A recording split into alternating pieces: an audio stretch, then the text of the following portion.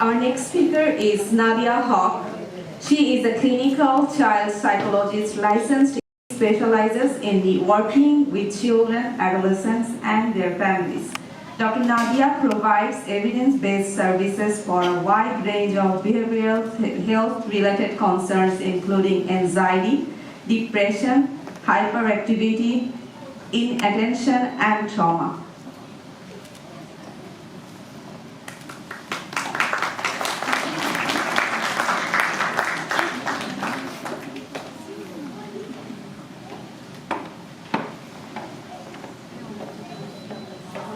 Assalamu alaikum, everyone. How's everyone doing? Okay. I just want to say first, shout out to the Suncoast High School students for speaking. Love to see that the new generation is talking about mental health. So let me introduce myself, and I'm going to start with a little story. So my name is Dr. Nadia. Many of you know me. Many of you guys are a lot younger than me. You don't know me. But I grew up in South Florida and born and raised Florida girl, and I live in New Jersey now. So I want to, should I click? Is there a clicker? Okay.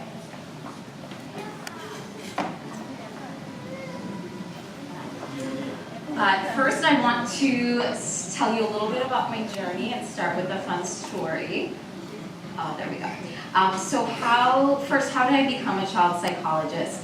Lots of school, guys, just lots of school. Lots of training, lots of school, supportive parents, happy Mother's Day to everyone. Shout out to Abu and Ammu. Supportive parents helps. Thanks Abu for funding my life all through grad school when I was a poor graduate student. And definitely passion to combat stigma with mental health in our community. So I want you to imagine, about 25 years ago, I was a angsty, maybe 12, 13, 14-year-old.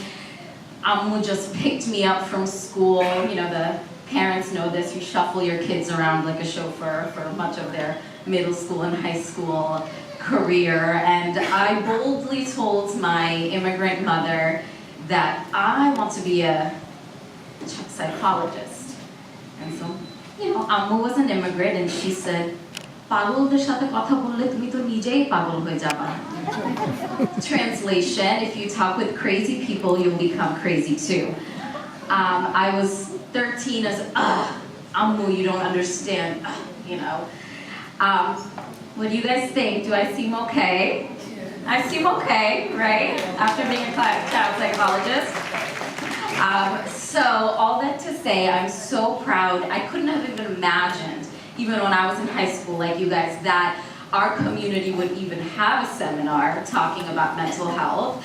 It was not talked about. Even my friends and I were joking the other day that, we just, kept it all inside, whatever we had going on. But here we are talking, and a special also shout out to the older folks here, not to call you old, but my parents' generation for showing up, because this is all something very new and something you don't talk about. So thanks to everyone in the organizing crew. So I'll keep it short today. I'm not going to go too long, but we've already talked about the statistics, so I won't go over these. If you're here, you either know mental health is important, or someone made you come here and you're kind enough to sit here and think mental health is important. So thank you for being here. So we know the stats, very common. Many of us have kids here. A lot of kids are affected. But what I do want to point out also is a little bit added for our community is, yes, there's mental health. We're all, ADHD, depression, anxiety are the top mental health disorders we mainly see in children. I work with children predominantly under 18, mainly 5 to 12. But people in the Asian community, we actually seek services less than anyone else. So compared to kids of other races, African Americans, white, all other races, Latinos, Asians are the ones that are least likely to get treatment.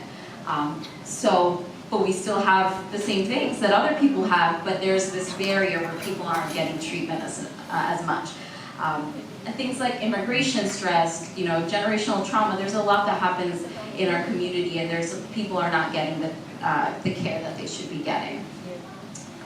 So as parents, wanted to keep it very practical for the parents in the audience, how to know when your child is struggling, how to know when your kid is just being a teenager, moody, right, because teenagers can be moody, or if your kid's just misbehaving, and when to know that, oh, I should really actually go talk to someone, right? So some of the key things I want parents to keep an eye out is if your child has a dramatic change in their sleep. Are they sleeping a lot more, or are they sleeping a lot less than they used to?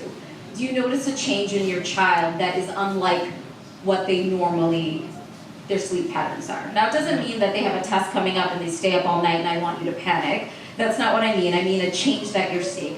Changes in appetite. If your child all of a sudden is eating a lot more than usual, eating a lot less than usual, losing a lot of weight, gaining weight in a way that doesn't seem kind of like developmentally appropriate, that's also something to flag in your mind. If you notice changes in their academics, they used to be a really good student, all of a sudden their grades are dropping. There might be something else going on. So those are the things to watch for. And teachers will usually tell you if the grades are going down. So if a teacher comes and reports to you they're noticing changes in your child, then I would definitely also take that seriously. Difficulty concentrating, focusing, we just talked a little bit about that, impulsive behaviors. Another thing to think about, if your child is usually really friendly or social, and all of a sudden they start isolating. You know, they used to have a lot of friends, they like to go to parties, they like to go out, and all of a sudden they're in their room a lot. They don't want to go out as much. You see they're not really getting out of bed as much. Things like that are signs to watch out for when, as a parent. Of course, the bigger one, suicidal ideation, intent, if kids are talking about suicide. We have some more talks about that after me, so I won't get into that. But I know that sometimes when kids will say things like, I want to die, I don't want to be alive, there is this like, parents will, oh, you're being so dramatic, right? Oh, you're being very Bollywood, you're being so dramatic, whatever it may be. But when kids say that, we always take it seriously, right? And so we'll talk more about that. And then other things to watch out for, much less common, but if they're saying they're hearing any voices that aren't there, they're seeing things that aren't there, much less common, but things to watch out for, and of course risky, dangerous behaviors. If your child didn't engage in them before, but all of a sudden engaging in a lot of risky behaviors, substance use, that could also be a whole other talk, but those are things to watch out for as a parent.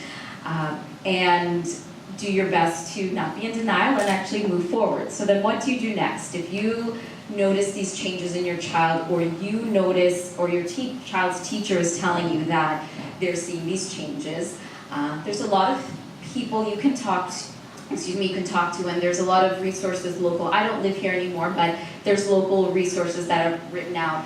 Pediatrician. Lots of times parents feel most comfortable talking to the pediatrician. So definitely talk to the pediatrician, school counselor, the school team. Usually a pediatrician, school team can help you link in with resources. Otherwise, finding a therapist, psychologist, social worker, counselor, do things like Psychology Today, which someone mentioned before, or a psychiatrist, okay? So kids, I know we talked about this stat earlier, most adults that have mental health challenges had it by the time they were children. So let's not wait for our kids to grow up and have problems as adults. Let's try to solve them when they're younger so they can be healthy, functioning, good, adults to our communities. And lastly, so a little bit about therapy. I won't go too much, but lots of different forms. So I do therapy. I'm a psychologist. I don't prescribe medication myself, but I work in line with psychiatrists. Therapy can look a lot of different ways. Individual therapy with kids. We have family therapy we offer where all families come together.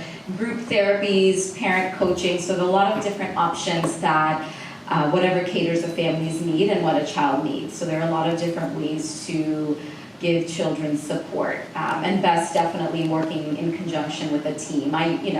Psychologists, child psychologists usually work along with teachers, the school team, the psychiatrist, because it's a big team effort to help kids do well. And then, all right, lastly, those are my kids, just a shout out, deep topic so everyone can smile. But truly happy children and happy parents is really the key to healthy families. So don't underestimate the importance of your child's mood and happiness and well-being, and parents your own. Thank you so much. We'll do questions.